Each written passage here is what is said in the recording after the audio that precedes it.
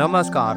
જે જાતકની લગ્નની રાશિ અર્થાત લગ્ન કુંડળીના પહેલા ભાવમાં વિષમ રાશિ આવે છે, જેમ કે 1, 3, 5, 7, 9 અને 11 આ નંબર પહેલા ભાવમાં લખેલો છે તો લગ્નની રાશિ વિષમ રાશિ હોય છે, અથવા ચંદ્ર કે શુક્ર પણ વિષમ રાશિમાં બેસેલ હોય અને જન્મ નક્ષત્ર નપુંસક નક્ષત્ર હોય, જેમ કે મૂળ નક્ષત્ર, વૃશ્ચિક નક્ષત્ર અને સદભિષા નક્ષત્ર નપુંસક નક્ષત્ર હોય છે।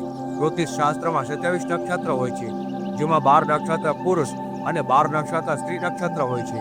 બાકીના 3 નક્ષત્ર નપુંસક નક્ષત્ર હોય છે, જેમાં મૂળ, વૃશ્ચિક અને સદભિષા નક્ષત્રનો સમાવેશ થાય છે। આ પ્રકારે જે જાતકની કુંડળીમાં લગ્નમાં વિષમ રાશિ હોય, ચંદ્ર શુક્ર વિષમ રાશિમાં બેસેલ હોય અને જન્મ નક્ષત્ર પણ નપુંસક હોય તો કુંડળીમાં નપુંસક યોગ બને છે, જે સંતાન સુખમાં બાધા ઉત્પન્ન કરે છે અથવા સંતાન સુખથી વંચિત રાખે છે।